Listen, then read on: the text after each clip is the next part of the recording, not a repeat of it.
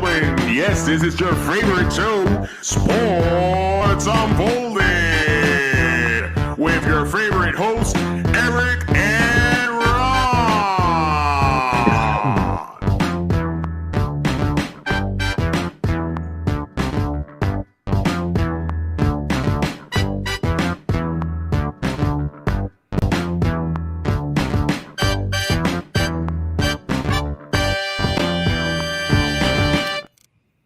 Hello, sports fans out there. How are you tonight? I am Eric, your host of Sports Unfolded, with my main man, Ron, right over there. How are you, Ron? Ready to go. The Fired reason up. why you're Got my a lot main to man talk about. because you're on the main. Yes. So if you want to tell everybody out there where you're at, where you're located, where they can come check out the show live and watch you if they like. Well, you can always come down to the Green on Main at 230 Pawtucket, Rhode Island. 230 Main Street, Pawtucket, Rhode Island. It's an indoor park, so there's like all kinds of different things here. There's some food, bouncy house, arcade, candy store, you name it. And of course, the wall behind me. Grass everywhere. Grass everywhere. And it's legal in Rhode Island. It is legal in Rhode Island. So we are a weekly sports podcast covering all of the top sports stories that are going on in the sports world. Best sports talk you're ever going to get anywhere. Join us for so many different segments tonight. We've got a lot of fun segments tonight, but we're going to start off with our leadoff story, and that's one Mr. Grant Williams, who has been traded by the Boston Celtics to the Dallas Mavericks. We're going to bring a picture of Grant up there because in case you forgot what he looked like in a Celtics uniform, because you won't see it again. Do you feel like this weakens the Celtics, Ron? Well, no. Look, but included in that trade was my beard. That went with him. Oh, the horror. It is, and that is irreplaceable until another week or so, and then it's replaced. I will say this. Sort of like Grant Williams. Yeah, but see, I will say this, Ron. Last week's show, we talked about Marcus Smart. Right, and he's talked another about guy. that heart. He's another one of those guys. Yeah, This is where I'm starting to get a little nervous because you're getting rid of all those guys. Definitely not, Dan says. Dan, thanks for joining. I will say this, though. I disagree with you, Dan, because I feel like they've got rid of all their tough guys, all those heart guys, all those guys that are diving for balls and willing to play defense. If you look at the Miami series, Grant Williams was the only one stepping up to Jimmy Butler and putting his mug in his face and trying to get under his skin and doing some things where everybody else sat back and let Jimmy Butler take over a series. Yeah, and to extend on that, Eric, is like, I mean, we remember like the bench disappearing last season, when they went to the finals against, Golden State, the bench completely disappeared, and he was one of them. Well, he took a lot of that criticism, and then he, was doing what he was supposed to be doing in that series, playing good defense, and now what worries me is you got rid of Smart, good defense. You got rid of Williams, good defense. You got rid of the heart and soul of the team, to be honest with you. I don't know where it's going to come from when you have to dig down deep now. Big things coming from the Celtics. I will say this. I like Colin Hurd. I really do. I think he puts out a pretty good show. Not as good as ours, but a pretty good show. But I've heard him go off in some tangents about stuff that doesn't actually happen. So I'd be curious because there's not much room they have to move. They've got to still sign Jaylen Brown. Again, it's going to be okay, Kenny says. Thank you, Kenny, for joining. But I will say, right, I think Kenny, I don't know how you get that toughness back. I know Kenny's really high on their draft pick, and his name is, if you could put his name up, it's skipping my mind right now. But I will say this, I feel like they're in trouble because what's your identity now? You've gone more offensive now with Porzingis. Yeah. You're less defense, and that was one of your strengths. That was the one thing you had over every other team, was that defensive prowess that you could just slow down a team and make them uncomfortable. And you're losing some of those key pieces. Jordan Walsh, thank you. But I think this hurts them. I do think it hurts them. And then if you look at the deal, they got 2 second-round draft picks. There's only 1 second-round draft pick that I can think of off the top of my head that actually turned out to be an MVP. That was Nikolai Jokic. Right? Other than that, we don't hear much from a second-round pick. You're lucky they make it if they go very far. Yeah. You want to match fast? I think I'll match fast with anyone, Dan. I'm okay with it. Not afraid of anyone. But again, 8.1 points per game, 4.6 rebounds, 1.7 assists during the regular season. His shooting percentages went way up in the playoffs, though. I don't think they gave him a lot of minutes. That's where the problem was. He shot 53.8% in the playoffs, 45% from three. They just weren't giving him opportunities in the playoffs. No, because you look at the way their offense was designed. Their offense is designed to go through Tatum and Brown, right? Well, when you call a play and then you dribble it off your feet, it is really tough to get somebody else the ball. You know, I love with Jaylen Brown. I'm sorry. Like, that's the guy I would have gotten rid of. I don't know how or, what kind of a deal you can make with Jaylen Brown involved in it. I don't know. But that's the one they needed to do. It isn't Marcus Smart. It isn't Grant Williams. The problem was Jaylen Brown in those playoffs. He's very sloppy with the ball. And I get, okay, yeah, Smart does take bad shots. Yes, we know that. But his defense is really good, okay? When you have a team that struggles to get motivated, getting rid of the guys that does motivate other players is probably not the thing to do. You need a motivator on this team. If not, this team is going to fall into slumps, and they're not going to be able to get out of it. Yeah, look, Kenny, great point. You got to use your bench in the playoffs. That rotation so critical. Those are the teams that ultimately end up winning championships. Is a team with a strong bench of guys that can do things. Bruce Brown for Denver was such a big piece off their bench. Look, he got a big contract. Somebody wanted to sign him based on what he did in the playoffs. And Dan, to your point, I will tell you right now, we're going to talk about Lillard later in the show. Try saying that fast 3 times. But I will say this about Embiid. Embiid's window is closing. And Colin probably predicts all this other stuff. But what I will say is this. They need to get a second star in there with him if they're going to get rid of Harden. Because Embiid cannot carry a team. He's a very good regular season player, but he is so injury prone. He's going to start to get frustrated if you're going to put all of the pressure on him. You also have to have somebody pass him the ball. He can't get it himself and do everything. So, to me, whatever Colin Hurd said that you think is legitimate, I will say this about Embiid. He got an MVP, and I think it was a given because they just didn't want to give Jokic 3 straight. But you got to look at – should have gotten it. Yeah, you got to look at the pieces around him and say, okay, well, who's going to be the third guy? Because if they keep Harden, then is that Maxey? And if it's not Maxey, if you knew, you would be talking now about him. Okay. If I knew, I would be talking about him. Nothing's happened with Embiid yet. So if there's something going on, please fill us in, Dan. I'd love to hear it. They got a little bit better with Mo Bamba. Expert there. Yep, they did pick up Mo Bamba. It's easy to be an expert, when, you're writing the coattails of all those players. You have that press pass and all that little dandy stuff that you have all this extra, information. But when it really comes down to it, they have no clue what's going on. They have no clue.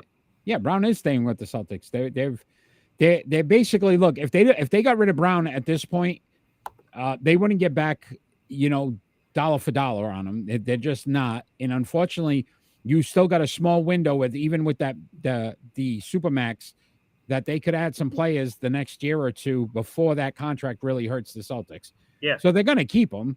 I don't think there's a question about Brown leaving. I think Ron wants him to go. Yeah, that's all I'm saying. But it's not going to happen. He's definitely staying with the Celtics. Oh, I know that. And the word on the streets is that they're going to be talking during the Vegas Summer League and probably working out a contract, in the next week or so. So we may hear some news on Brown at that point. But Ron, let's great discussion, gentlemen. Thanks for joining us live, by the way. Let's talk some NFL real quick. And we've got this story I thought was interesting because Dan Campbell right now, if you go into Vegas and Vegas odds, is the odds-on favorite to win Coach of the Year next season or this upcoming season. Do you agree with that? No.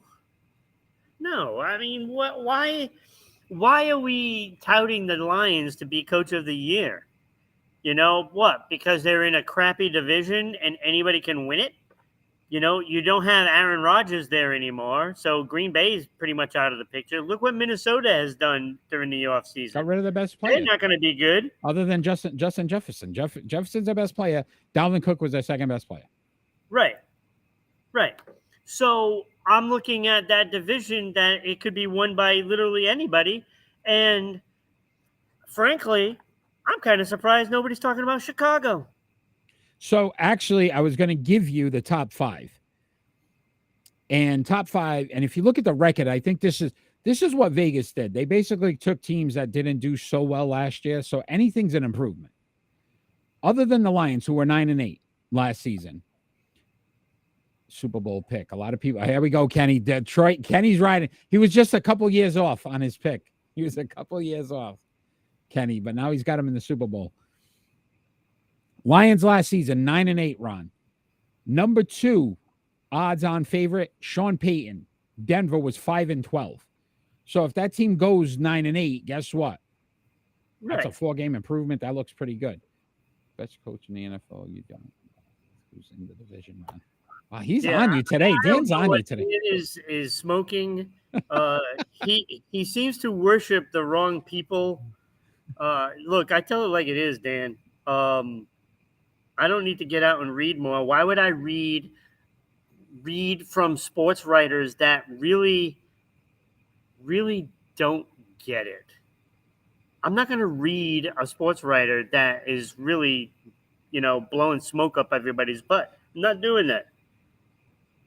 I will say this. They get paid, right, for people to read their stuff because if they just made it the basics, right, and they just state the obvious, nobody's going to read it. They're going to give you stories or tell you stories that they think is going to ultimately make Absolutely.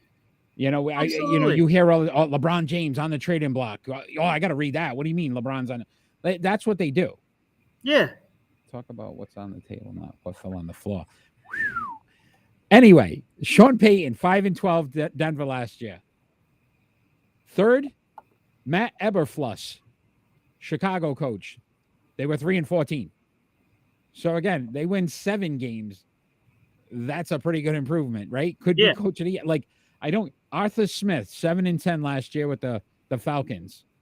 Right. And then Robert Saleh, 7-10 last year with the Jets. So again, all these coaches other than Dan Campbell had a losing record or losing team. Yeah. So to me, it makes it easier to just say, yeah, they could be coach of the year. Because if they win 7-8 games or they get to 500, wow, what an improvement. Right. And by that logic, that is kind of correct. But do we think that the Detroit Lions are going to win, 14 games, 12 games, Here's my problem with the Detroit Lions. Kenny's going to hate me for this one, but I will say this. There's a thing called consistency. Like New England had 20 plus years. Green Bay with Aaron Rodgers had, whatever it was, 12, 15 years, right? They were pretty consistent every year. Yeah. Detroit played well one season. Yeah. We already anointed them. Super Bowl picks, coach of the year. They're going to be the best offense in the world. Slow it down. Let's see them do it 2, 3, 4 years in a row where they actually are consistent. And then I will absolutely say, Kenny, they have an opportunity. Right. And going back to what Dan said earlier, talk about what's on the table, not what fell on the floor, right? You want to say that. Well, guess what? The story is generally on the floor. That's where the story is, because now everybody's talking about these coaches that can win, coach of the year, because if they have a miraculous, turnaround, then it's worth it, right? Well, do you expect those teams to have that big of a turnaround? And do you think Vegas wants to lose money? Are they going to put money down on Andy Reid, who they know they're probably going to win 12 to 13, 14 games? Right. So that's an obvious. Like, to me, if you're going to say, okay, I'm not going to pick. It's all smoke and mirrors. That's what it is. So the story is on the floor, Dan. You just got to know where to find it. Oof. Oh, we got some fire going on this show tonight. Dan heated, Ron heated, Kenny's coming at me now. This is going to be a great show tonight, gentlemen. I cannot wait. Cannot wait for the rest of the show. But Ron, great NFL discussion. Listen, not much going on in the NFL right now, but training camp's opening soon. By the end of the month, we're going to have some training camps, so we'll have some stories. D-Hop, I think this thing, D-Hop, Dalvin Cook thing is starting to cook. No pun intended. Because the two of them are really talking about joining forces together on whatever team they go to. So put that in your pipe and smoke it, Dan. Put that in your pipe and smoke it. What's your take on it? I don't hear one, just dissing again and again. Take on what? Take on what? What would you like us to talk about, Dan? He keeps talking about this other dude. Like, just because you have a man crush on him, it doesn't mean that he's right. Doesn't mean he's right. All right. NFL talk complete. Check the box. We're moving on to our starting five, Ron. Starting five.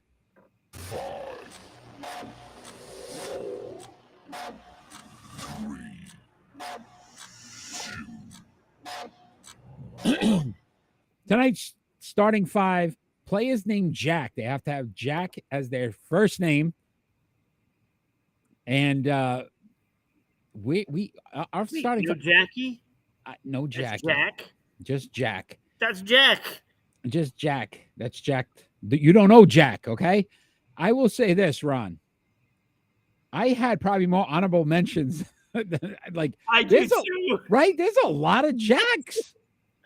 And they were pretty good. There were some good Jacks out there. I was like, this is pretty good. There's also a joke about Jack. Oh, boy. And Jill?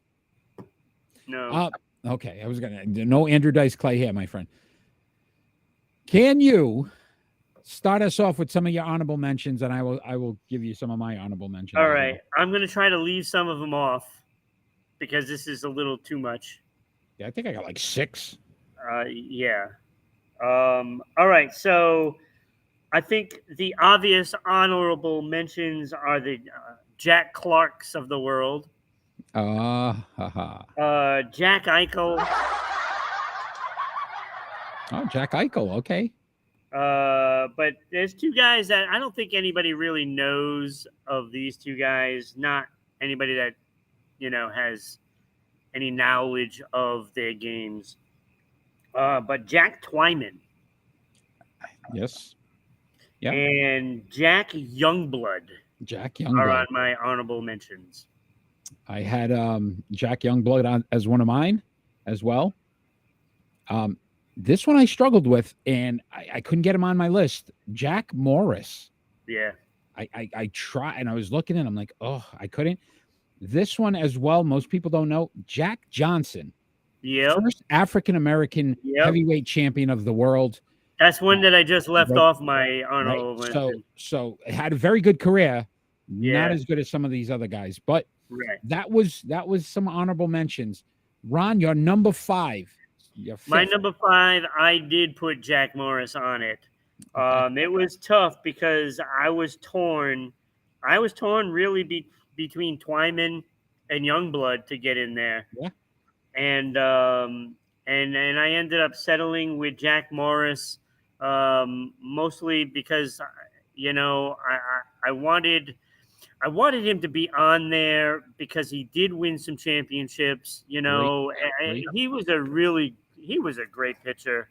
You know, and playing in a time that the baseball was jumping. So yeah, okay, very good career, very good record. 254, 186. So he pitched a long time, over 2,400 strikeouts in his career. No, very good. I was flip flopping between him and this guy at number 5. I remember watching him in the 80s, and I thought he was a very good player, and that's Jack Sikma. Jack Sikma, 15.6 points, 9.8 rebounds, almost a double-double in his career, 7 All-Stars, 1 championship. Yeah. No, I had him at number 4, you know, and I mean, he was also a solid defender as well. Yeah. And I couldn't leave him off the list. I think, you know, and I had a couple of players that I was going to put on there, and it was like, you know, between Sigma, Morris, Twyman, like I had mentioned before. Like, I mean, 19.2 points for Twyman, but I didn't get him on there, mostly because it was really 2 All-NBAs and only 6 All-Stars. Yeah, and only. It was tough. It was tough because you know I value the championships. Yeah. And I went with Sigma, you know, and Morris because of that. And so that's you got Sigma at 4. So I have Sigma at 4. Yeah. Nice. Very good. Very good. Very good. Sigma at 4. I had him at 5. My number 4, Jack Dempsey, heavyweight champion from 1919 to 1926, 68, 6 and 9, 53 knockouts. But this guy became a boxing legend. They said he was the first boxer to ever break $1 million at the gates. Yeah. Like, people wanted to see him. The reason why boxing's on television today, Jack Dempsey, he was one of the first ones to ever have his fights broadcast because people wanted to see him live. So you think about what he meant to boxing in that record. Jack Dempsey at 4 for me. Yeah, no, I mean that was great. But number 3 for me, Jack Lambert. Oof, and I'm guessing you probably have him a little higher. A little bit. Yeah, and I think we did the flip flop there. But I have Lambert at, you know, number 3. I mean, it was tough because like these guys were so good at, you know, and you don't get, you know, back then it wasn't the glam thing to do. Like, defense wasn't glamorous back then, you know, and I just think when you look at today's game, there's a lot of that glamour in that kind of role, in the defensive roles, because they change games. Yeah. And Lambert changed games back then, but before that, back then it was really about, you know, that offense moving the ball rather than the defense stopping them. And he was a great linebacker. I mean, you look at those numbers. I mean, 2 Defensive Player of the Years. He what was it? 9 Pro Bowls, 6 All Pro. Yep. And I think he won a few Super Bowls too. Just 4. Just a few. Just a few. No, that's very good. I had his counterpart at 3, Jack Ham. Yeah. 6 All Pros, 8 Pro Bowls. Again, those 4 Super Bowls, 32 interceptions. They didn't really have. Ron Lambert is a great. I think it's the best. But if you look at, if they had tackles as a stat back then, these guys would have been dominant. And you think about it, both on the same team. So yes. I had him at 3, Jack Ham. Yeah. Number 2, I had Jack Dempsey. Okay. You know, I didn't have Ham on the list. He was not on the menu. Ham is another one, Eric. Thank you. Yeah. See, I mean, Dan, really, you're going to criticize our lists, right? But I could only imagine who you'd have. You'd have that wrestler that was named Jack back then. Dan, put up your top 5 Jacks. Yeah, go ahead. Put up your top 5 Jacks. Your top 5 Jacks while we're going through this. I don't think Meoff is one of them. Hey, it's a family show, my friend. Mr. Meoff. So, Jack, you had Jack Dempsey at 2. At number 2. Nice. I had Jack Lambert at 2. Yeah. That's why I said we had a little flip-flop kind of going here. Yeah, we just had Ham in there, and I didn't have Ham. Yeah, I'm pretty sure we're going to have the same number 1. But, again, we talked about Lambert's numbers. Phenomenal. Your number 1, Jack. Who's the number 1 starting 5? Yeah, I mean, when you look at the numbers, I mean, I couldn't deny them, and I wanted to put Jack Dempsey at number 1, but I just couldn't do it. I couldn't do it because, when it's all said and done, Jack Nicklaus was just right. How do you not have him at number 1? Like, he's too good. Dude, like we were discussing all these years, like when Tiger Woods was going to do it. Did he? Nope. Exactly. This is the point. So if you are the number 1 guy in your sport, and I don't think there's a question right now that to me, I think he's number 1. He's by far the best golfer ever. It's if you look at the numbers.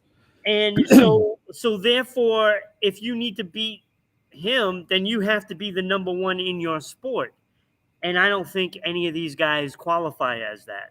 No, definitely. And let me tell you, Jack Dempsey's really good. Yeah, but he's not number 1 all time because that goes to Muhammad. In my book. I didn't get a week to prepare. I started at 4:00. I didn't have a week. We'll pick a name, and then next week, Dan, you guys, Kenny, if you're still alive too, you can give us your top 5. Yeah, I thought Jack Nicklaus, 117 wins, 18 majors, most in PGA history. Yeah. You gotta say Jack Nicklaus, your number 1 Jack of all time. Yeah. But I think it shows. Wow, there's some flames coming out of there. Dan. And it's all coming out of his butt. That's where the flames are coming out. Wow, what do we got? Who we gonna pick? What's the name this week? Dan? Let's go with Dan. Did we do Dan yet? We haven't done Dan. No, we have not done Dan. All right, next week, your top 5 Dans. Dan is the name. We're going with Dan. All right, so all 5 guys have to have Daniel. We'll go there. Daniel Jones gonna be on my list for sure.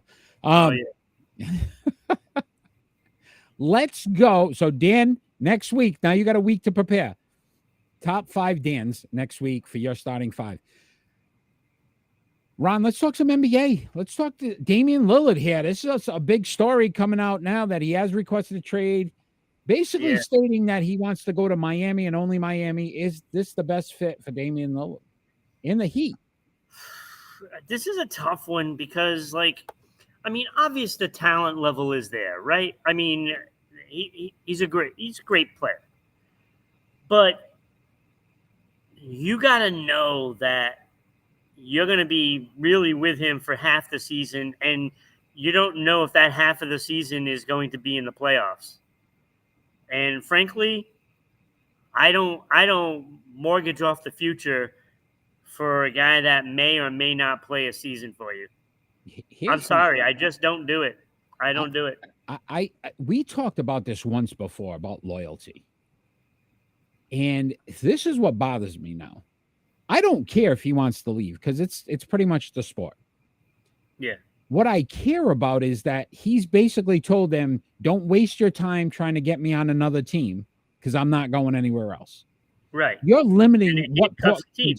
So how loyal are you to the Blazers at this point if you're not going to even allow them to try to get the best package back for you? Right. The deal that makes the most sense for them in their future. It's more about what you want. And I'm a little disappointed in that. Yeah, and I got to tell you, I think in cases like this, it kind of hurts the sport.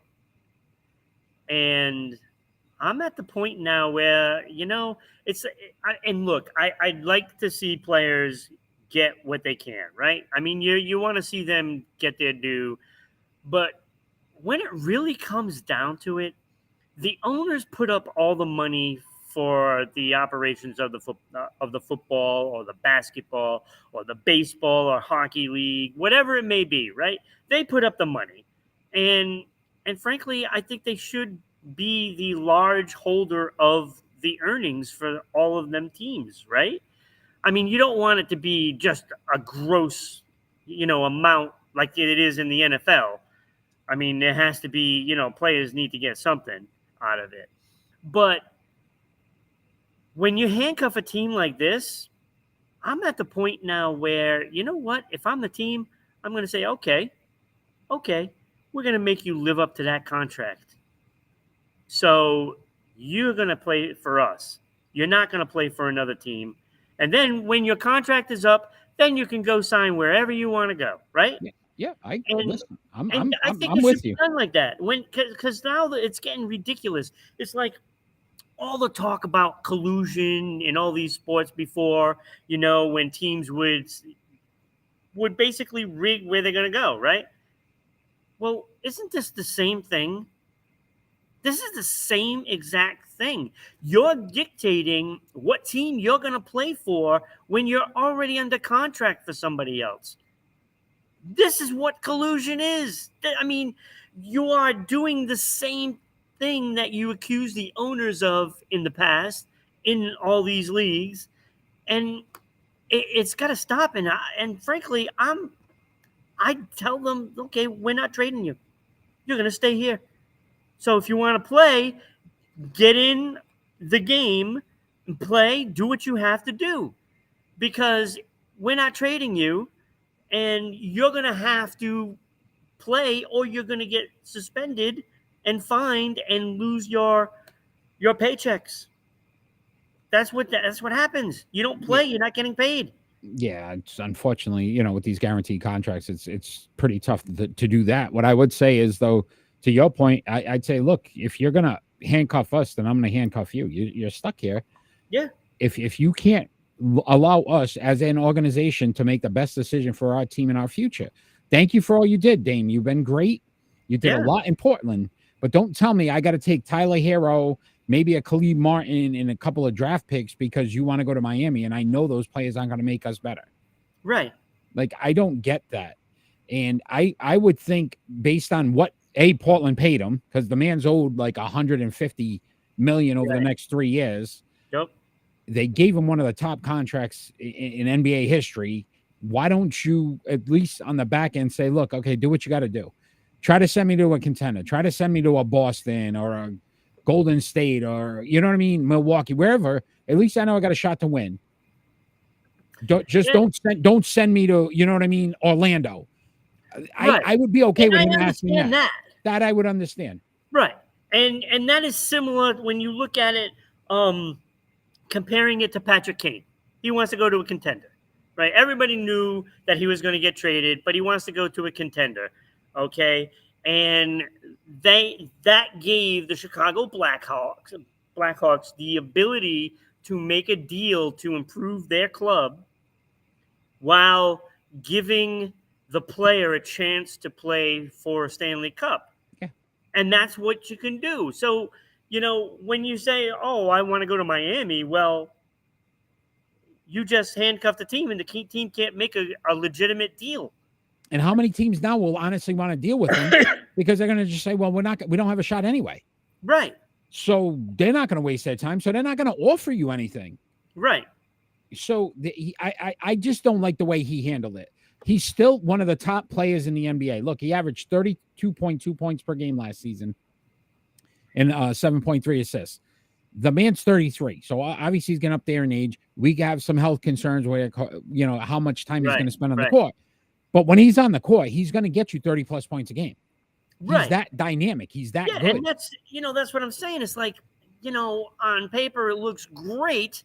I mean, he is a talented player, like easy for the Hall of Fame, right? But the durability has gotta be scary. I'm sorry, if you are one piece away, from possibly a championship, I mean, that one piece needs to play.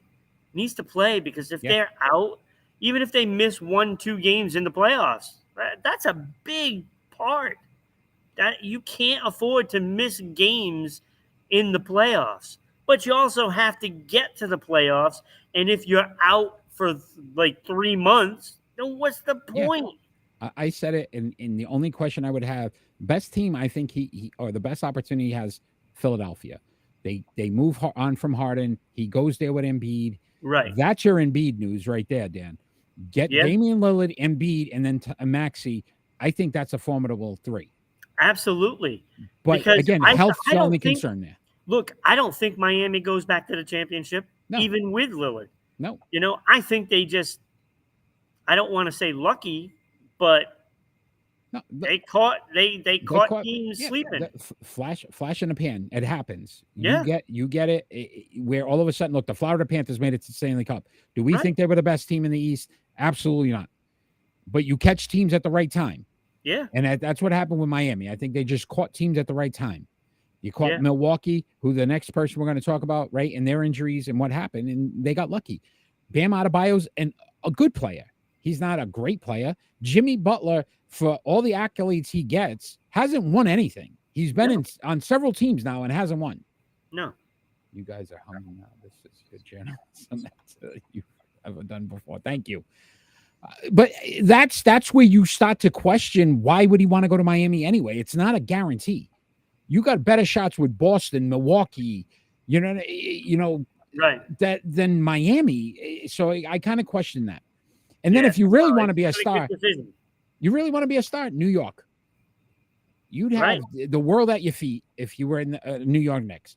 To me, again, that would make more sense. But anyway, we move on because we're going to talk about one more big star. Giannis Antetokounmpo recently had surgery on his knee. Should we start to worry about his health and concerns with his health? Because we've seen now him break down a few years in a row here. Yeah, with big men, that tends to happen. If you start getting injuries, then you're going to start noticing that, and it's hard for a big guy to stay healthy year round. I mean, you look at the history, I mean, Embiid is squarely, that target as well. Yeah. And when you start having these nagging things happen, then, it starts to show up in your game, because then you can't do certain things, and I mean, look at Shaq as he got older, and those nagging things start to come into play. And, well, you're not so dominating, after a little while. Now, I'm not saying that Giannis is there, but it is something that you have to keep in the back of your mind, because if, you go into next season and say, 3/4 of the way in, you start sitting out games because you have like a sore knee or a sore back. Those are the things that you got to watch for in the NBA. You play physical style. You play a style where many people can't physically match what you can do. But when you start to get injured, you're not as physical. You start to, you don't jump as high. You don't, rebound as hard because, the knee hurts or something happens. So I went back and I looked at the last 4 years, Ron, and he's averaging 63.5 games per season. So on average, he's missing about 20 games. If you look at what happened last year, or this past season, right? He missed. Shaq was old and overweight. Yes, but that's the point I'm making. His career didn't have the injuries early on. After a little while, when he was with the Lakers, then you start seeing those. They start popping up later on in the years at Los Angeles. And then he wasn't the same player no matter where he went after that. Was not the same player. And I get overweight and older, yes. But that's the point I'm making. When you have those nagging injuries It starts later somewhere. on, Yeah. it slows you down and you're not the same player. So you kind of actually proved my point. Yeah. And I would say this, if you look at playoffs, I was just saying, right, against Miami, he missed 3 of those games. And that hurt the team. And that hurt the team. They lost 4 in 5 games. Yeah. Again, injuries. I would start to be a little concerned if I'm Milwaukee. How do you protect this guy? But at the same time, you need him on the court. You need him on the court. He's too big of a piece not to have him on the court. So it's going to be interesting to see.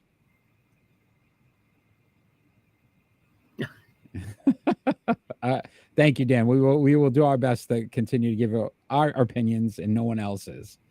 That he is. Whatever. These guys are fired up today. Get that man some help, right? Get him some help. Chris Middleton, who's always injured too. Right. And again, Damian Lillard. Like Milwaukee really needs to shake things up, to be honest with you. They need somebody else in there. You can't rely on Middleton. Yeah. No, you can't. You get Damian Lillard with Giannis. Wow. Right? That's the teams. Like, that's what, even with Dame, like, what are you thinking? Yeah. Like, give yourself, Jimmy Butler's a very good player. Yeah. He's not a Giannis. He's not a superstar. Okay, so would you even put Butler in your top 10 in the league right now? No. Based on the players that are in it, no. Yeah, exactly. You still That's my point. You know, it's like I'm going to go somewhere where, okay, there's already a top dog there, and I'm going to make him better. Yeah. Nope. Thank you, Kenny. Right? Kenny, our basketball guy. Like, that's where I'm saying I don't get it. Why would you want to go to Miami? Unless it's, again, you want the beaches, you want the life. Right. But that doesn't win basketball games. No. So no. I think that we got to start the question. You know, it's always that be careful what you wish for kind of thing, right? Yeah. You know, you're wanting to go to Miami. Be careful because you just might get your wish. And then again, where you're going to be. If you look at their second best player right now in Miami, we'll say Bam Adebayo. Let's just say that's their second best player, right? Jimmy Butler, Bam Adebayo. Portland pretty much said they want Bam. Dame's like, I want to play with Bam. If I'm Portland, you're giving me Bam Adebayo, not because he's great, but he's at least a good player that's going to at least help our team. So you might end up with Dame Lillard and Jimmy Butler, and that is not winning you a championship. Frankly, if I'm talking to Miami about Lillard, I'm saying I want Hero and I want Adebayo and I want draft picks. Yeah. And I won't take anything less than that. Agreed. 100%. Ron, let's talk some Major League Baseball. And you know, we're talking about injuries. We're going to bring this gentleman up on the screen because here we go again. One, right? Mike Trout. Eric, we have the same conversation, it seems like every week about the same players all the time. 4 to 8 weeks now after having wrist surgery. Yeah. Is this the best time right now for Anaheim to pull the trigger and trade Shohei Ohtani? Because to me... Wait, what? Who? Shohei Ohtani. Oh, you said Sheo. Pat Riley is not having that. Yeah, I agreed. Kenny. Look, I mean, at this point, you got to trade one of them. Nobody's taking Trout now. Now with that injury. Oh, I know. They lost that chance. But you got to. You need to. I'm sorry. You need to get rid of this guy because he's the one that's bringing this team down. He's the one that's bringing the team down. Because, you're building a team around a guy that's never on the field. Right. And frankly, for Mike Trout, you can get a haul. Taylor Hall. There's a lot of guys that you can get for this guy. Yeah. Look, they're one game over 500. Yeah. They're 45 and 44. You're 6.5 games back in the West. You're behind Texas and Houston. Texas looks like they're legitimate. Houston's having a bad year, and they're still only 2 games out of the West. Right. You're 3.5 games out of the wild card. You could get basically a small farm team for Ohtani right now. So if you're going to do this, this is the time because he's going to walk anyway. He is walking. Yep. There is no way. Unless you say, I'm going to sit back right now and say, I'm Anaheim, 500 million plus, whatever he wants, we're going to do it now and be done with it. You let this guy hit the open market. There's going to be teams going, I'll give 550. I'll give 600. Here's 650. Next thing you know, you're out of the bidding and you lost them and got absolutely nothing back in return. Remember a couple of weeks ago when I said he could be the first $1 billion player? I would not be surprised. As crazy as it sounds, right? I would not be surprised. And you know who's out there? You know who's trying to get him right now? And Los Angeles, the Dodgers. Yeah. They're going to pay. They pay everybody. Yeah, they do. It's look, I mean, and why not? Like, who wouldn't want him? But I mean, you literally have to build something around him, though. You have to. I mean, you can't squander this talent. You can't do it. Unreal. Every year. And now you got questions with him. Eric, I wouldn't even be surprised if Ohtani says, okay, you know what? Send me to a contender and then sign for a lot less than what he could get in the open market, just so that way they can put players around him. Ron, he ends up in L.A. or New York, let's say the Mets or the Yankees. The marketing alone that he's going to make, if he signs less money, right? He signs for less money. You're going to still make your money. Trust me, on endorsements, because you'll be on every commercial, every billboard, every radio station, everything. Like, you're going to have it all. So there isn't a team that isn't going to want him. Yeah. When you do the routine, I mean, you look at the league. Okay, so the Dodgers will want him, right? That the Braves will want to kick the tires, but they're not going to be able to afford that. But I don't think they need him. The Braves are pretty stacked as it is. But I mean, you're going to look at Philadelphia. Yeah. You're going to look at New York Mets. You're going to look at Boston. You're going to look at the Yankees. You're even going to look at Toronto. San Diego.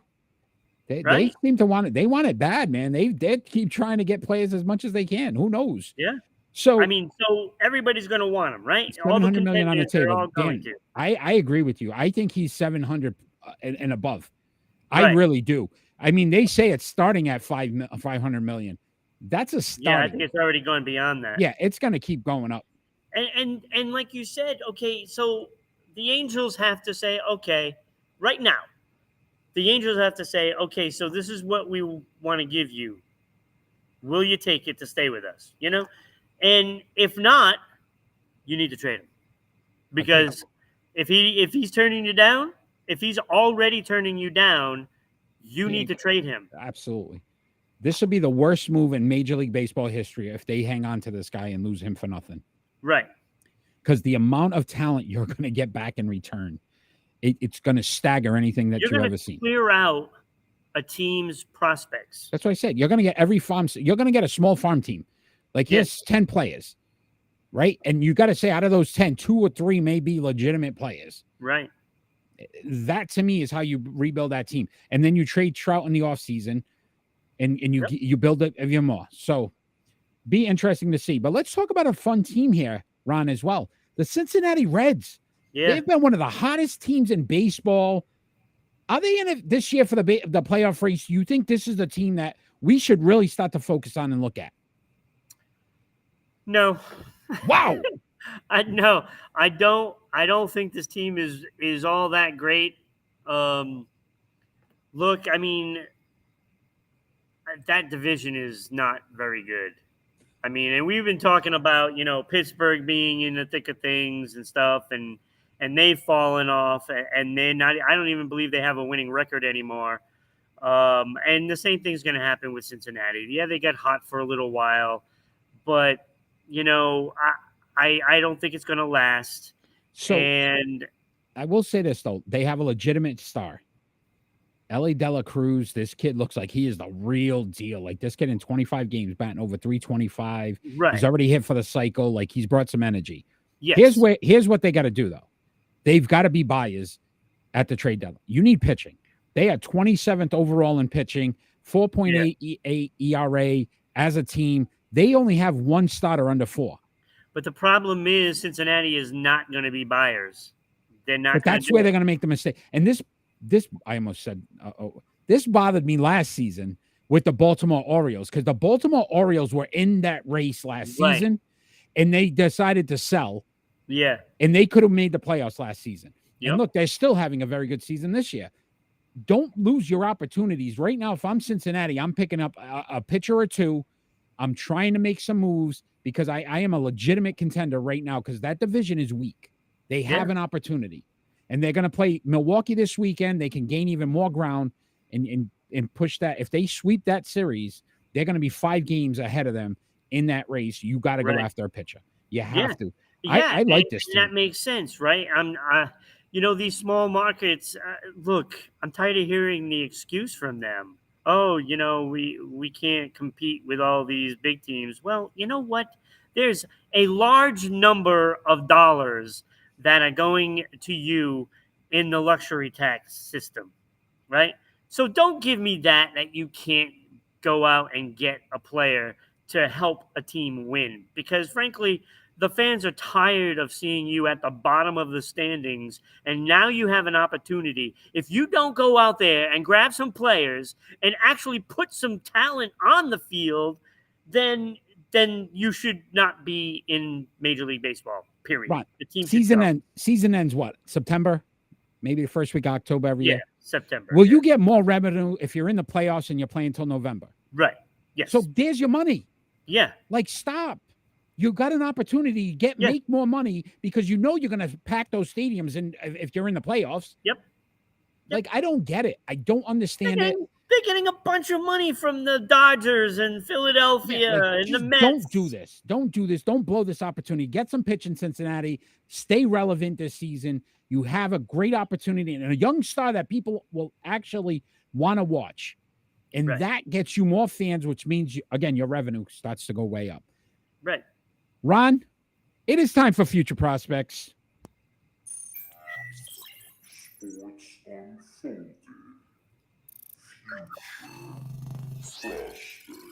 Thank you, Dan. Future Prospects, if you haven't watched our show before, basically what we do is we've hopped in our time machine. We've gone forward in time. We're looking at some of the top stories that are going to happen in the sports world, and we're bringing them back to you today. Ron, you are first this week, my friend. Your first Future Prospect. Okay, so on that baseball theme, everybody's all excited about the Texas Rangers being in first place. You know, they're barely holding down that 2-game lead now, right? Okay. Well, I got some bad news for you Texas Rangers fans. Not only are they going to fall out of first place to the Houston Astros, but they're going to fall down all the way to 4th place. Wow. By season's end. And both the Angels and Seattle are going to pass them up.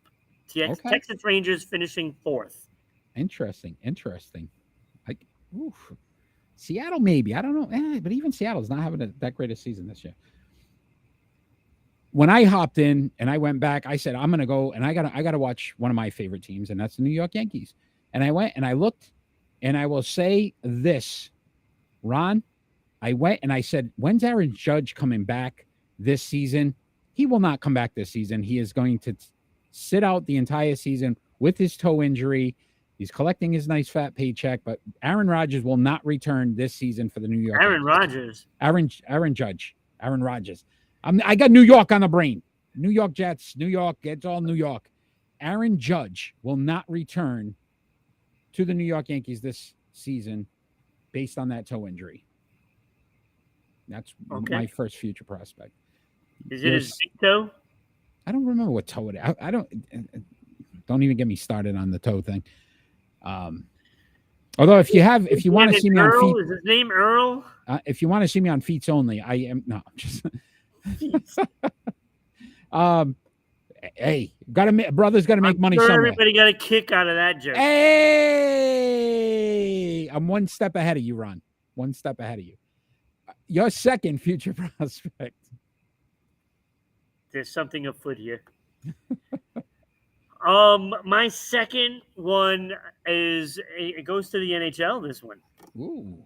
So I know for a fact that the last place Columbus Blue Jackets are going to finish the season, this upcoming season, in the playoffs.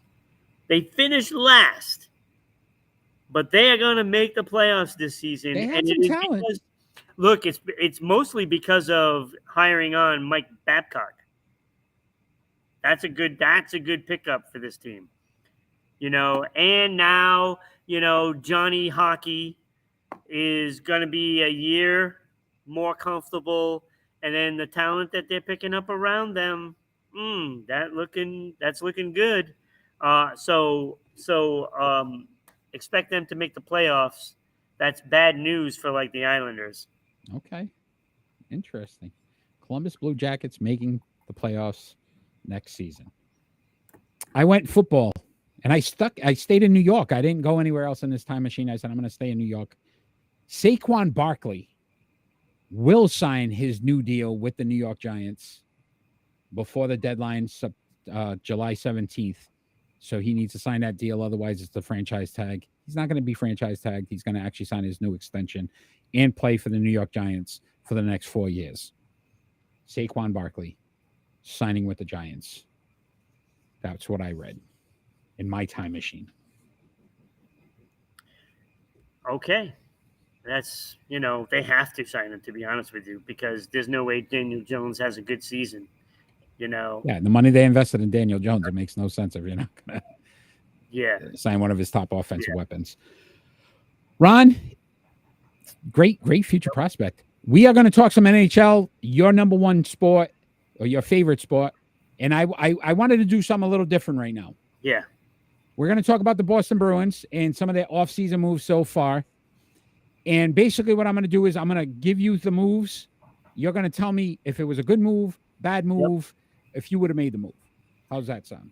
Okay. All right. So that sounds good. Move number one. Yes. They traded Taylor Hall and Nick Foligno to the Chicago Blackhawks. Good move, bad move. You would have made that move. Well, they had no choice but to make this move, to be honest with you. So, when they're in a crunch like they are, they made the move. They were hoping to, free up some cash. But they had no choice. They had no choice in making this move. So, I mean, I can't say I would make the move or not make the move because they were up against it. Somebody had to go. Okay. And frankly, I would rather have it Taylor Hall than maybe some of the other players. And that's where I question this because Taylor Hall was their best player in the playoffs. Yeah. And I agree with that. It was the one guy that you sit there and say, okay, he still has some life for the Bruins. Like some of the guys that even if they, come back or whatever, and we'll talk about that in a little bit. But, he's still on the younger end of the spectrum where, again, you could have him be a very productive player for the next few years. So that's where I would have questioned it. But again, to your point, they needed the money. They were against it, to your point. The buyout of Mike Riley. Right. Agreed with that move. Yes, absolutely. You have to do that. I mean, he's just taking up space on the cap and in the locker room. You have to. You have to. Okay. Mike Riley, you agree with. Some of their big pickups during the trade deadline, Dmitry Orlov, Garnett Hathaway, and Tyler Bertuzzi, all gone. Would you have kept any of those? Do you agree with those moves? Look, I would have wanted to sign, Bertuzzi and Orlov. But unless they traded more players, it wasn't happening. And that's the thing. You can't sign them if you can't have the space on the cap. And they're up against it. And there's nothing that they could really do about it. It's just one of those things that just is. And they knew it going into the season. It was all or nothing, right? Yeah, it was all or nothing last season, and they failed miserably, And to be honest with you, it's on the players.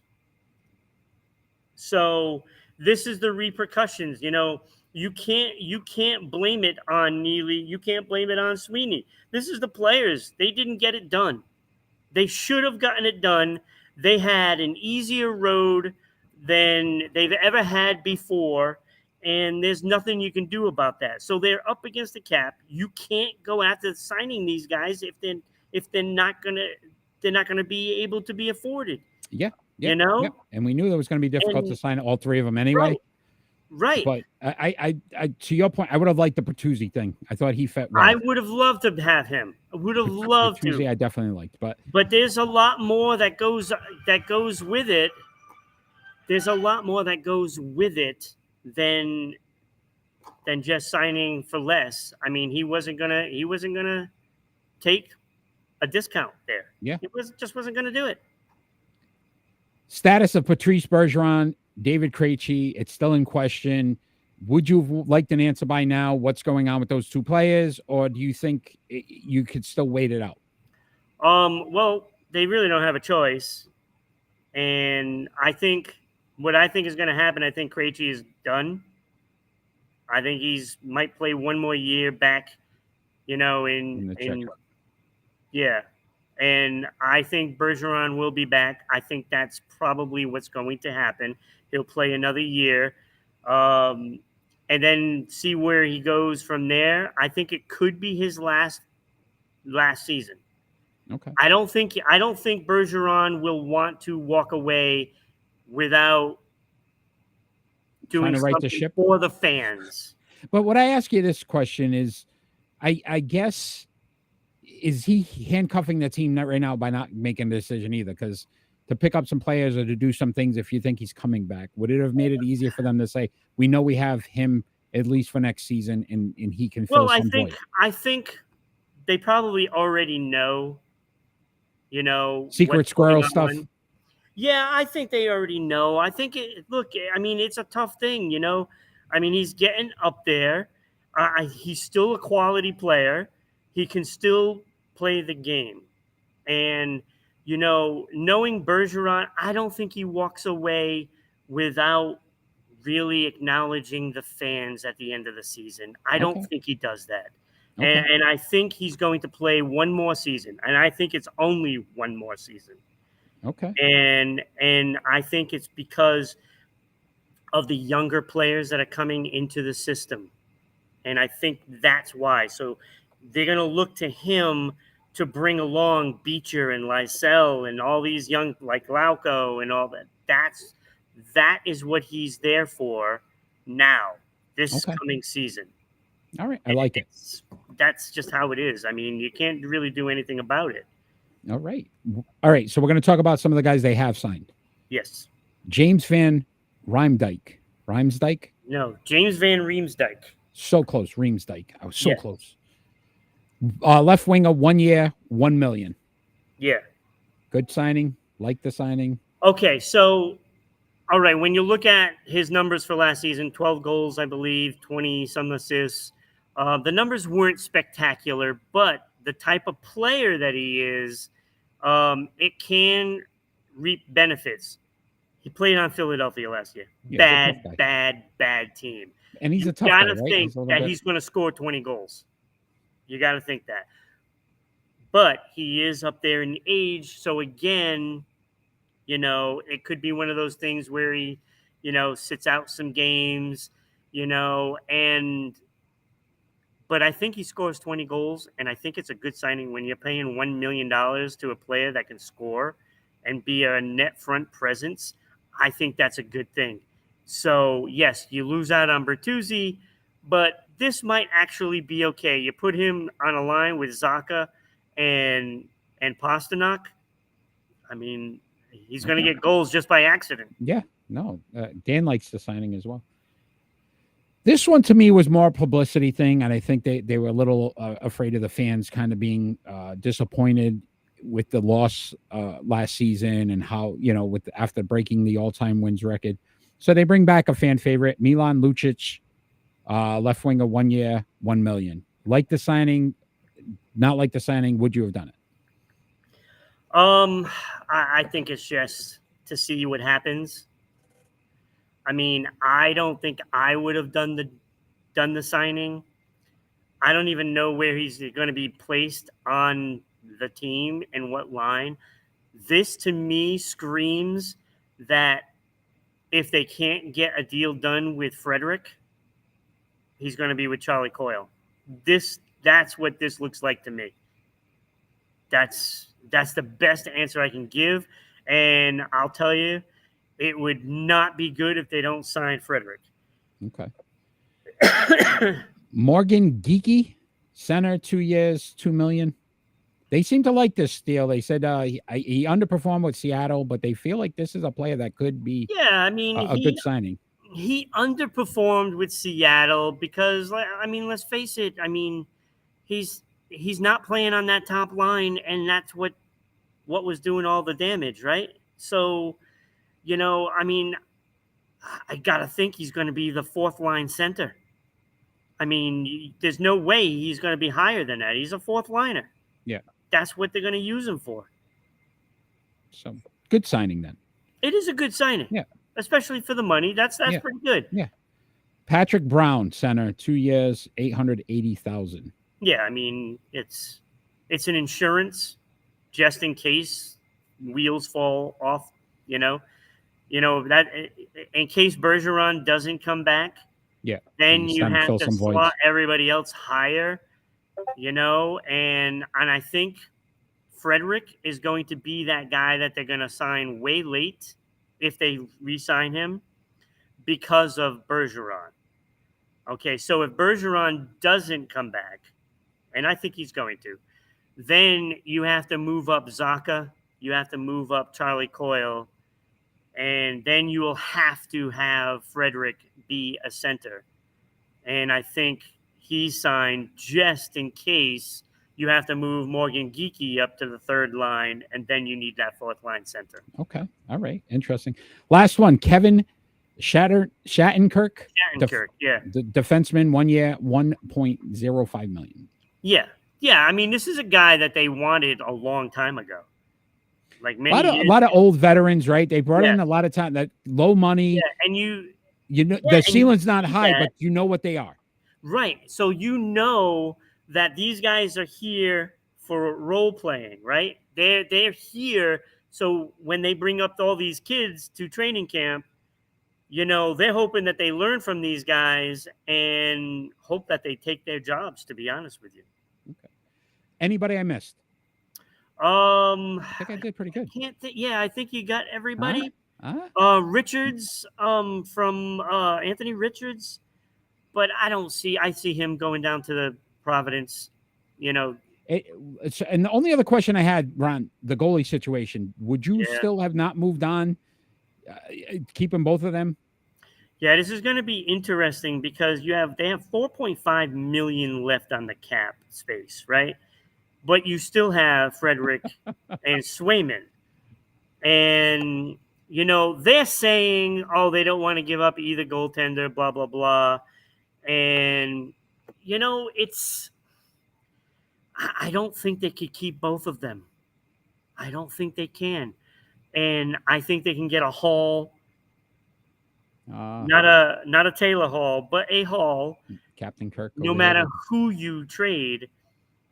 But Swayman is a restricted free agent. It's going to be interesting to see if somebody pulls the trigger on a big contract for him.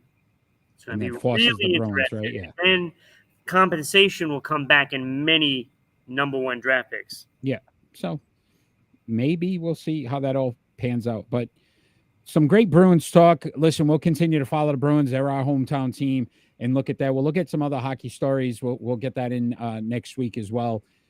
Kenny's anybody with the name Kirk in it. So Captain Kirk, he's all for it. Yeah. But we're going to move on to our pick and roll here, and this was a fun one.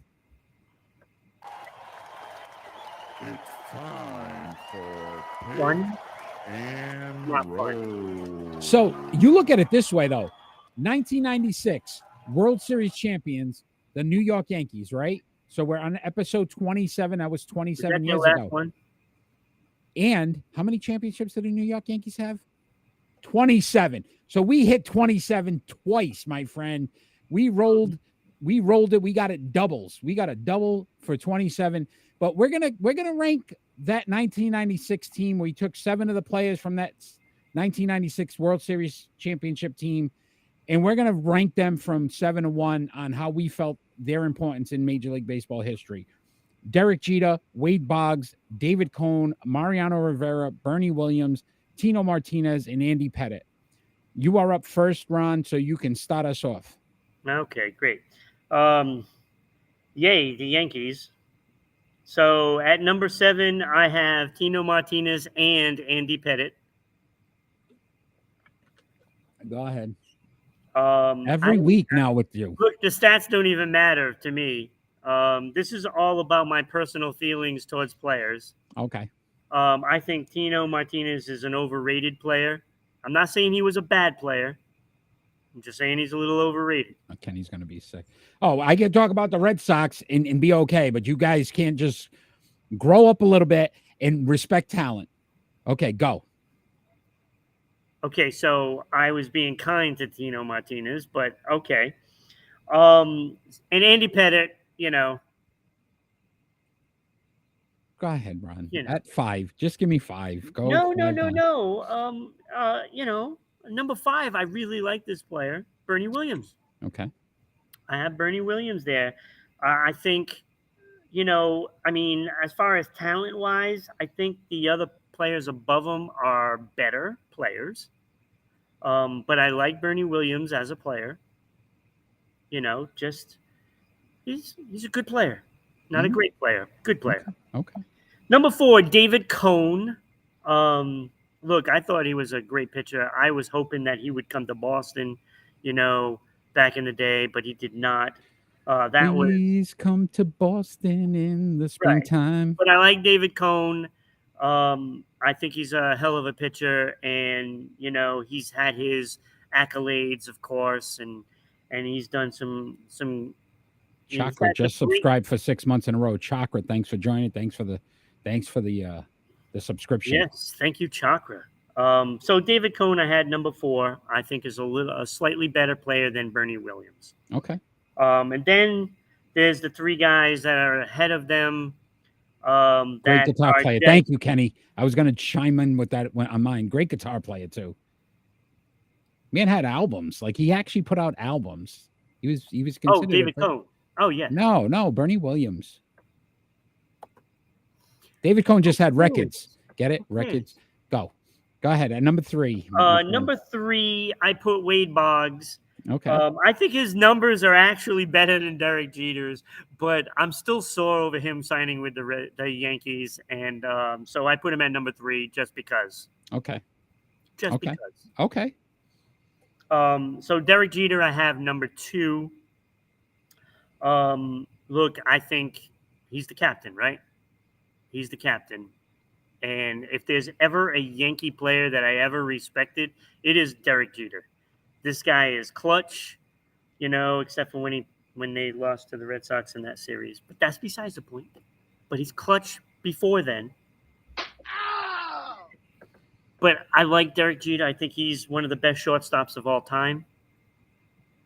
You know, not the best shortstop of all time, but one of the best. So that leaves me with number 1. And it goes back to what I said about Jack Nicklaus. When you are the best at what you do, you deserve to be number 1, right? And look, as a closer, there was nobody better. No one better than Rivera. And I put him in that same category as Derek Jeter. I respect the player, you know, tremendously. He's a class act. And he dominated as a closer. I don't even know how many years it was, to be honest with you. But it took a long time and a lot of at-bats for the Red Sox finally to get to him when he was already older. Yeah. So one of the best ever. And so he was number 1. Yeah. You think about the collective talent on that team. And I know you don't like the Yankees, ridiculous. But it was just, I was struggling to, you know, we left some guys off. Paul O'Neill. They had Tim Raines. Right. They had some guys, like they had players. Right. John Wetland, who at the time was like one of the most dominant. Mariano Rivera wasn't even a closer at that point because I had Wetland. He Right. was the setup guy. Like you think about how good Mariano Rivera is. Right. Number one on your list, right? And he wasn't even their closer at that time. Right, he was not. That was John Wetland was their closer for that. And it wasn't very long after that they realized what they had on their hands. Yeah. He moved on very quickly. And then it was just like Ron, you're off Kenny's Christmas card list. I cannot believe this. Wow. Kenny worships you. And you're not on his Christmas card list anymore based on what you've just done. Yeah, because I insulted Bernie because he plays guitar. I didn't care if he was a guitarist. That's horrible. So I will say this. We were extremely close. Extremely close. Tino Martinez, again, I had him at 7. You look at his numbers, 271, 1,925 hits, 339 home runs. It's just the Andy Pettitte thing that's throwing it off. 2 All-Stars, 1 Silver Slugger, 4 championships. Andy Pettitte, I had at 6. 256 and 153, 385 ERA, 2,448 Ks, and 3,316 innings pitched. 3 All-Stars, 5 championships. Right. 5, Bernie Williams. Agree with you. Love the player. Give him the right list. Thank you, Kenny. Bernie Williams. No, look, and I said Tino Martinez first, so he was clearly at the bottom. Yes, he's right. We're going. Let the right list come out now, Ron. Bernie Williams at 5. You are correct. It's the same list. great player. 297 batting average. 2,336 hits. You look at it, what he was defensively as well for that team. 4 Gold Gloves. He had a Silver Slugger, batting championship, 5 All-Stars, and 4 championships. 4, agree with you, David Cone, 194, 126, 3.46 ERA. He won a Cy Young, 5 All-Stars, 5 championships. Great pitcher. Phenomenal. Yes. Wade Boggs, you're correct, at 3. Not because I don't think he has better numbers than Jeter. I think he has comparable numbers to Jeter, but not better numbers than Jeter. 328 batting average. Yes, 18 points ahead of Derek Jeter. Right. Derek Jeter has the hits. Jeter has more hits, has more home runs, has more runs, has more RBIs. 12 All-Stars, though, 2 Gold Gloves. You don't think about Wade Boggs back in the Boston days and what he was defensively. Very good. 8 Silver Sluggers, 5 batting championships. That's very impressive. And obviously the 1 championship, 96 New York Yankees. Yeah. I debated and flip-flopped this a couple times. Right. But I went Rivera at 2. Right. And I get that because, you're a Yankee fan. And you have to like the captain. No, but it wasn't even. I yes, what he meant to the Yankees. Obviously, Derek Jeter. Yes, maybe that might have played a factor. And how you just said, too. Your bit. Yes, that was my point. Like he was on the field every day. But if you look at Jeter is at number 1. We missed Derek Jeter. I love Kenny. Jeter is better. Jeter is better. But Mariano Rivera at 2, 2.21 ERA in his career run, 652 saves, all-time baseball leader. Right. 1,173 strikeouts. And that's why I put him number 1, because of those numbers and the ridiculousness of the numbers. 5-time Rolaids relief champ back when they did that. Yep. Ron, this is the stat that blew my mind when I was doing this research. 32 series in the playoffs. He lost 1. In 32. Like, he lost 1 game. That was a big one. It was a big one. Which I think why I put him at 2, because how do you not beat the Arizona Diamondbacks? But what I will say is this. You think about that, how impressive, the amount of times he was in a big playoff series, he lost once. That's pretty impressive. But Derek Jeter I had at number 1. 310 batting average. Look, I get that. Rookie of the year, 14-time All-Star, 5 Gold Gloves, 5 Silver Sluggers, 5 championships. Derek Jeter, thank you. And Kenny, he also did that in the time of the shortstops, right? Yeah. When you consider all those shortstops. Yeah. A-Rod and all them guys. Yep. Look. Nomar. For me to give any Yankee credit, right, it speaks volumes. And on this list, you have, 2 of them that are some of the baseball's best players to ever play the game. And when you name guys like Derek Jeter in the same breath as a Joe DiMaggio, Yeah. you know, I mean, Babe Ruth, that says it all. like It some of these says it all. top guys of all time. No, Right. listen. As much as you didn't think it was fun, I thought it was fun because it's very hard to look at these players and believe they were all on one team. That to me, it was like insane. No, I was only, right? know, Like it was because it's the Yankees. I have to. You start looking at it and you go, "How's this even possible?" But then you look at Kenny. I'm surprised that you're off my Christmas card list. Oh, it's war now. Because war. When you think about it, I'm over here as a Red Sox fan trying to do this, and here you are, so-called Red Sox fan, and you can't find a way to basically, tarnish any of these players. Really, you can't say anything about Bernie Williams. Kenny respects greatness. Kenny, I appreciate you. Ron, it is time for predictions. Hopefully Dan's still on us live. Kenny, you're on us live. And we get your names back on this. Well, you're on the list, but get some results back on this list. Tied last week, me and Ron, 4-3. So we are back at it again. Prediction time. Let's see. We only got a few games. There's not a lot going on in Major League Baseball. So we'll see what happens. But we're going to start off July 7th, Ron. You got the Atlanta Braves at the Tampa Bay Rays. It's a big series. And so we're at this moment again where we look at the series and it's like, okay, I think the Atlanta Braves are a better team, right? But they are in Tampa Bay. So it's really difficult to say who's going to win this. But I'm going to go with the Atlanta Braves.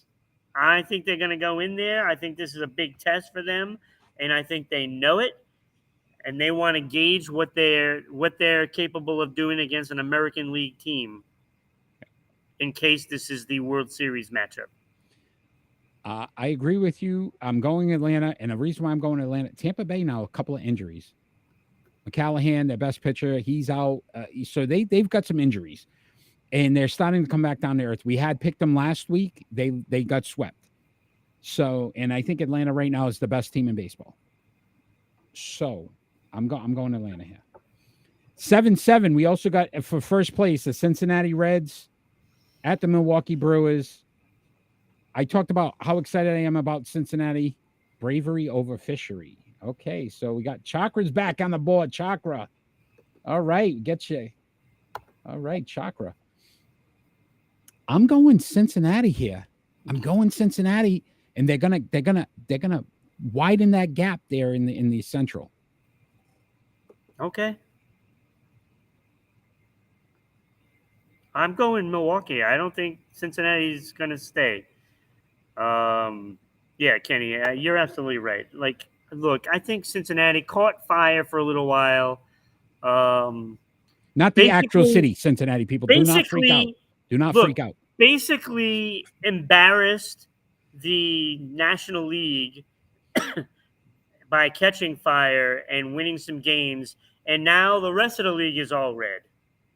Oh. So I think it comes back to earth, and I think that the Milwaukee Brewers win. I know, Ron, you are so excited that on the 11th, you're going to sit down and you're going to watch the Major League Baseball All-Star Game. I know how you feel about All-Star games. National League at the American League. Who you got? I'm going to go American League because I'm guessing that Ohtani's going to be in the game, so I'll go with American League. He is going to DH. I went American as well. American League. I don't really have a fan favorite in this. But no, American League, I don't even care, to be honest with you. American League, I know how excited you are about the All-Star game. National, Kenny going National League. All right. 7-9, Ron. We've got the Washington Mystics at the Connecticut Sun.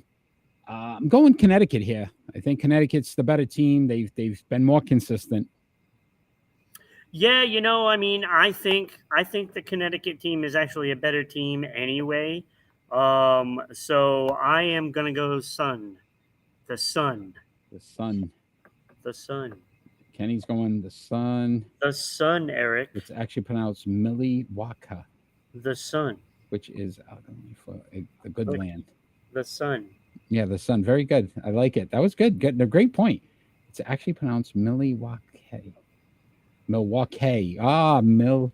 Milwaukee. Milwaukee. Which is for a good land. So I guess Chakra's going. Well, that's how I'm getting it. Milwaukee. Algonquin? No. Oh yeah, I don't know. Milwaukee. Yeah. It says Milwaukee. Milwaukee. All right. So also WNBA action. You got on 7/12 the Dallas Wings at the Minnesota Lynx. Okay. So there wasn't a lot out there. It's Wings. I take it. No, I love it. So I'm going to go the Dallas Wings. Dallas Wings. I went Minnesota. I think this is a flip of the coin on that one. So that one's. I like the Lynx. I like the name. Okay. America. Yes, America. Is that Merry Christmas in Hawaii?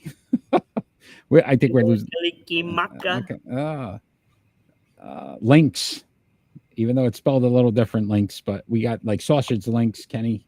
I know Kenny likes his food, so sunny day. We got Chakra going sun. Got that. Chakra.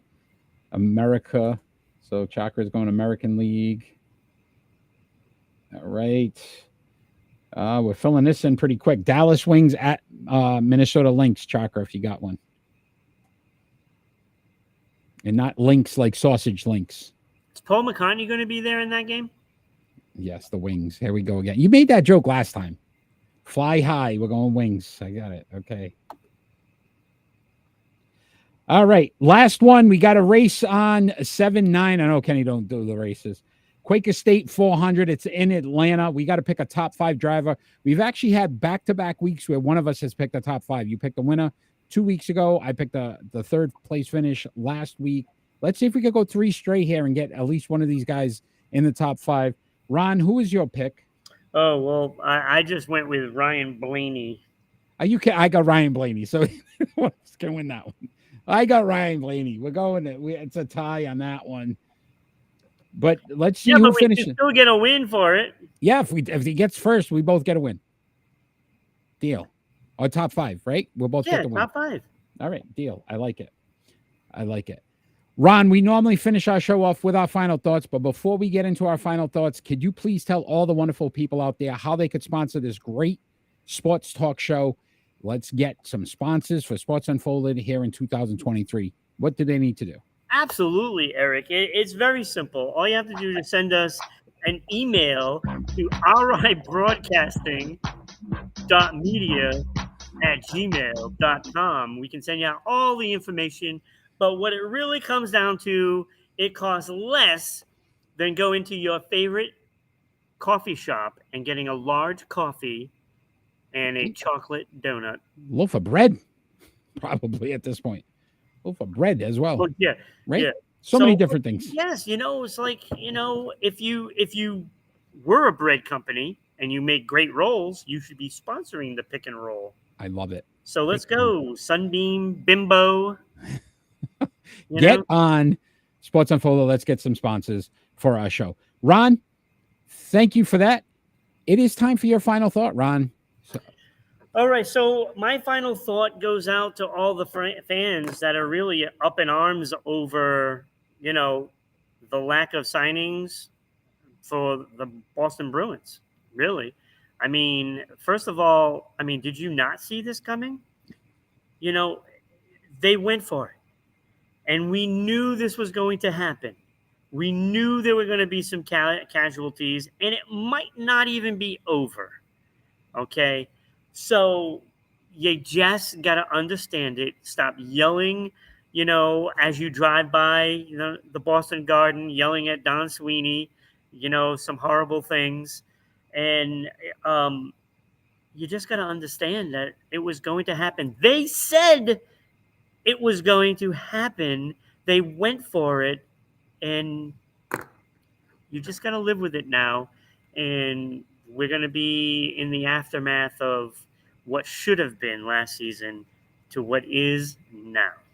Listen, And that is, we're not going to be as good, but we should still make the playoffs. You're always going to have the record book. Yeah. So you're in there. You think about that part of it. Yes, it's not ultimately what you wanted. You want a championship, but you think about how great of a season they did have, and you should appreciate that because they didn't just sit. They didn't. These players. Listen, they didn't sit on their hands. They went for it. They picked up a lot of solid players that should have been able to win a Stanley Cup. Unfortunately, it didn't happen.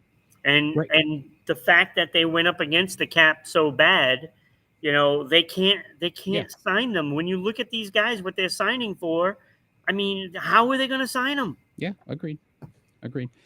Great point. My final thoughts, actually, a little NBA here. Victor Wembanyama is actually making his debut for the San Antonio Spurs at 9:00 tonight against the Charlotte Hornets. This is an opportunity for us as fans to be able to maybe see the future of the NBA. That's what he's been hyped up to. Let's see what this kid is really made of. Let's see what with our own eyes now in the NBA, not overseas, not anywhere else. So you don't get these opportunities sometimes in sports. I remember when LeBron James first came into the league and the hype surrounding it, right? And in crowning himself, the king and everything else that he did. And as much as we dislike some of the ways he does things, he lived up to that hype. He did.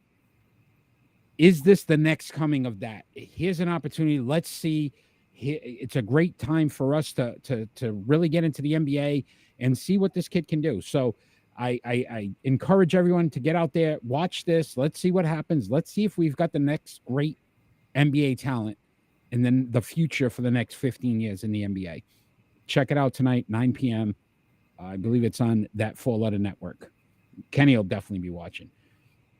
Ron, but as always, it's been a great show. I appreciate your time. I appreciate all the fans that joined us live. Dan, Kenny, Chakra, you guys have been amazing tonight. What a fun show.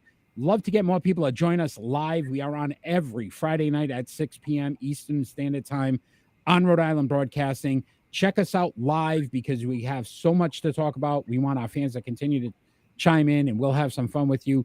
Follow us on all our social media platforms. They're all on that, ticker going through right now. We are on Threads as well, Sports Unfolded, so you can check us out, that new social media. So many opportunities to watch us, follow us, share us, like us. We continue to ask for all your support, and it's so much fun to do these each and every week, Ron.